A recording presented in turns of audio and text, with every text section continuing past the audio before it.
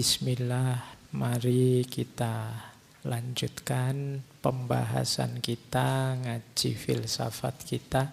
Malam hari ini kita masih dalam suasana patah hati. Meskipun ini harusnya minggu-minggu Valentine ya. Yang lain merayakan jatuh cinta, kita merayakan patah hati. Tidak apa-apa. Kelihatannya lebih perlu ditemani mereka yang sedang patah hati. Kalau yang jatuh cinta kan tidak butuh ditemani, mereka malah suka kalau kita tinggal berdua saja. Maka bulan ini kita belajar menemani mereka yang patah hati. Malam hari ini kita akan belajar bagaimana cara mengelola patah hati versi filsafat stoikisme. Sebelum minggu depan kita pungkasi dengan bagaimana mengelola patah hati versi sufisme, versinya tasawuf. Stoikisme ini kan belakangan masyhur sekali, populer sekali.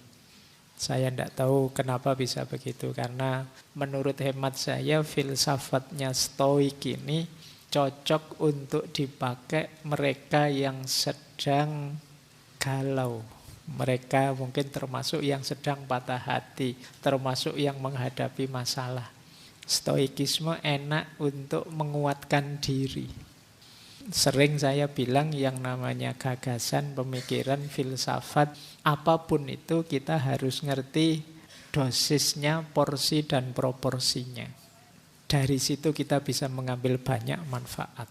Kapan kita harus agak agresif seperti Nietzsche, agak tenang seperti orang-orang stoik, kapan kita harus agak kritis seperti orang-orang dari tradisi filsafat modern awal dan lain sebagainya. Kita ambil stoik sebagai perspektif karena ketika kita patah hati ya tentu saja kita perlu ketangguhan jiwa. Maka perspektif-perspektif stoik penting kita pertimbangkan. Baik, kita mulai ya. Saya awali dari dasar-dasar tujuannya stoik yang sering dibahas orang. Sebelum nanti ke nasihatnya untuk yang patah hati. Bagi stoikisme, tujuan hidup itu ya kebahagiaan. Eudaimonia. Eudaimonia itu bahagia dalam bahasa Yunani, yang artinya adalah kepuasan jiwa atau perkembangan jiwa, kemajuan jiwa. Nah, istilahnya eudaimonia karena berhubungan dengan daimon. Daimon itu sifat batin yang ilahiyah. Ini kalau disambungkan, berarti bahagia itu jiwa yang tambah maju, tambah berkembang, menghidupkan sisi-sisi ilahiyah dalam diri kita sehingga kita puas. Sisi-sisi ilahiyah itu ya tentu saja kebenaran dan kebaikan. Jadi kalau kita jadi orang baik, jadi orang yang benar, itu kita sedang menghidupkan sisi ilahiyah kita. Dan ini membahagiakan, membuat kita puas. Kalau kepuasan kita sumbernya ini, itulah kepuasan yang sejati, itulah namanya kebahagiaan. Jadi bahagia itu bukan kesenangan karena tujuan kita tercapai atau kita mendapat kenikmatan. Tapi bahagia itu kepuasan ketika kita bisa melakukan kebaikan, menghidupkan kebenaran. Inilah bahagia versi stoikisme yang dikenal sebagai eudaimonia. Ini mirip dengan gagasan-gagasannya Aristoteles dan juga Socrates. Cirinya orang bahagia itu jiwanya puas karena melakukan yang terbaik yang dia mampu. Kalau di kitab-kitab para filosof muslim itu pakai istilah sukunun nafas. Sukunun nafas itu jiwa yang tenang sudah, yang sudah sakinah. Tapi sakinahnya karena sudah melakukan kebaikan. Tidak hanya kebaikan, tapi sudah memberikan yang terbaik dari dirinya dalam kebaikan. Itulah kebahagiaan yang sejati. Kok saya belum merasakan kebahagiaan yang sejati, Pak, ketika melakukan kebaikan. Rasanya kok masih beban, rasanya kok masih berat. Berarti jiwa kita masih harus diperbaiki. Jadi masih harus ditata ulang. Katanya siapa sedekah itu membahagiakan, saya malah menyesal ya, Pak. Kehilangan uang banyak saya. Berarti ada yang harus diperbaiki dari jiwa kita. Harusnya kita malah puas, bahagia, bisa membahagiakan, bisa melakukan kebaikan sehingga bahagia, bisa menolong orang sehingga bahagia. Kok belum bahagia, masih merasa beban, masih berat, ya berarti jiwa kita masih harus dikelola lagi. Kalau bagi kelompok epikureanisme yang dikenal agak hedonistik, bahagia itu ya karena kesenangan dan ketenangan.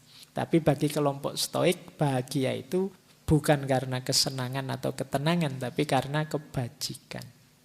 Namanya arete. Kalau ketenangan ataraksia. Kalau kesenangan itu hedonia. Makanya orang yang hanya mencari senang namanya orang hedon. Dulu kena kita bahas hedonisme. Kalau versinya kelompok epikureanisme, Epikuros dan kawan-kawan, ya bahagia itu kita senang terus puas dan tenang. Tapi kalau kelompok stoik, keywordnya bukan pada senang atau tenangnya, tapi keywordnya pada kebajikannya. Kalau hanya kesenangan dan ketenangan, bisa saja orang setelah melakukan hal buruk dia terus tenang saya. Ada orang tertentu kan begitu. Maka kata kelompok stoik, enggak. Kuncinya kebahagiaan itu jangan hanya pada kesenangan dan ketenangan, tapi pada kebajikan. Yang menenangkan dan menyenangkan kita, itu harusnya kebaikan. Kok melakukan kebaikan kita jadi gelisah, tidak tenang, atau kita tidak merasa senang sama sekali, ya berarti jiwa kita perlu di-upgrade lagi. Level jiwa kita memang masih perlu lebih ditinggikan lagi. Nah, ini kuncinya kebahagiaan. Nah, ada lagi teori yang mungkin menarik dari kelompok stoik, namanya Stoic Triangle of Happiness. Segitiga kebahagiaan versinya kelompok stoik. Kuncinya apa bahagia itu? Yang pertama virtue tadi, kebajikan. Yang kedua kontrol. Dan yang ketiga responsibility, tanggung jawab. Orang itu bisa bahagia kalau dia baik. Yang kedua kalau dia tahu mana yang bisa dia kontrol dan mana yang tidak. Yang tidak bisa dia kontrol ya sudah dilepaskan. Yang bisa dia kontrol dia jalankan. Jadi belajar itu dalam kontrol kita. IP tinggi di luar kontrol kita. Nah, yang bisa kita kontrol belajar, ya sudah kita kelola sisi yang bisa kita kontrol. Yang tidak bisa kita kontrol, ya kita pasrah. Namanya tawakal kalau dalam agama. Jadi selain kebaikan, kita juga harus tahu mana yang bisa dikontrol, mana yang tidak. Kita itu kadang-kadang sedih, gelisah, stres, padahal tentang hal yang tidak bisa kita kontrol. Jadi kesadaran mana yang bisa dikontrol, mana yang tidak, ini penting. Kalau kegelisahan kita karena yang tidak bisa kita kontrol, obatnya sulit. Satu-satunya jalan ya hanya penerimaan. Nah, untuk hal yang bisa kita kontrol, ya harus kita kontrol secara serius, kita jalankan secara serius. Yang bisa kita kontrol perasaan kita. Perasaan dia di luar kontrol kita. Nah, kalau kita jatuh cinta, ayo fokus ke yang kita rasakan. Ini yang bisa kita kelola. Tindakan kita yang bisa kita kelola. Responnya orang, perasaan orang, tindakan orang itu kan di luar kontrol kita. Karena kalau kita ngerti rumus-rumus yang seperti ini, hidup jadi lebih mudah. Ngaji ini datang terus serius memperhatikan ada dalam kontrol kita. Tapi paham atau tidak yang saya omongkan itu di luar kontrolmu. Tidak usah sedih kalau tidak paham. Tidak apa-apa. Jadi paham tidak paham itu bagian dari yang di luar kontrol kita. Tapi serius belajar, sungguh-sungguh memperhatikan itu ada di kontrol kita. proses itu ada di tangan kita. Hasilnya apa? Banyak yang bentuknya di luar kontrol.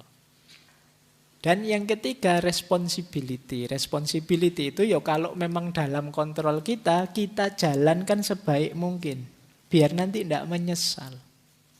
Wah, harusnya kemarin aku baik padamu ya. Kenapa kemarin aku menyia-nyiakan waktu? Ya sekarang diputus, nangis kamu. Itu kenapa? Kamu kurang responsibel.